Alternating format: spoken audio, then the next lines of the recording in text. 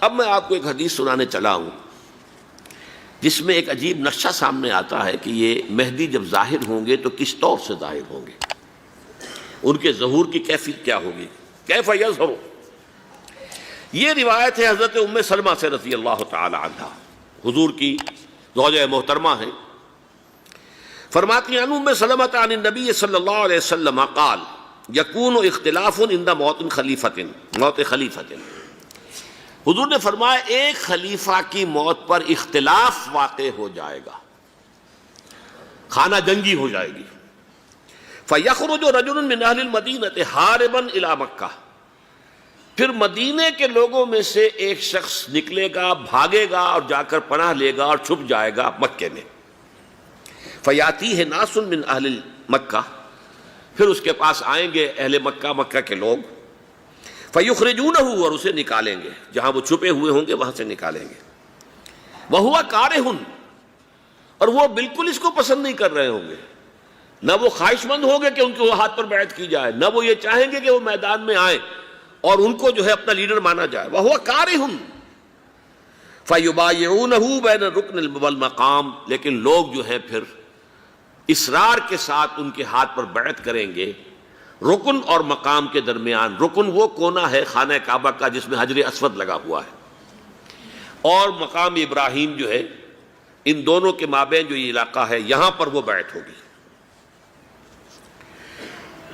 وَيُبْعَثُ إِلَيْهِ بَعْثٌ مِّنَ الشَّامِ، ان کے خلاف ایک لشکر بھیجا جائے گا شام سے۔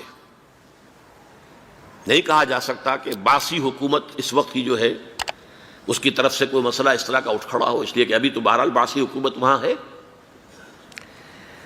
فَيُخْسَفُ بِهِمُ بِالْبَيْضَاءِ بَيْنَ مَكَّةَ وَالْمَدِينَةِ، لیکن اللہ تعالیٰ اس لشکر کو مکے اور مدینے کے درمیان وادی بیضاء میں دھسا دے گا زمین کے اندر، پورے کے پورے لشکر کو۔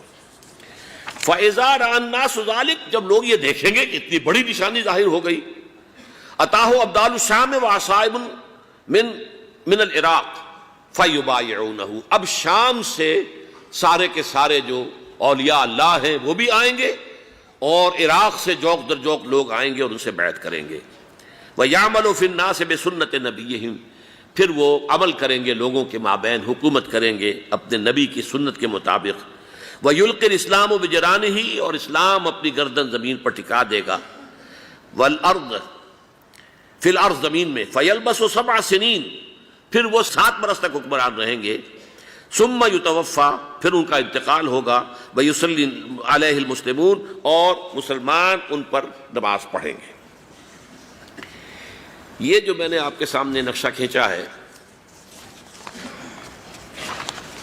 اس سے اب میں ایک نتیجہ نکالتا ہوں، اسے بھی میرا گمان کہیے، اختلاف بھی کر سکتے ہیں آپ، اگر اس کو وزنی سمجھے تو قبول بھی کر سکتے ہیں۔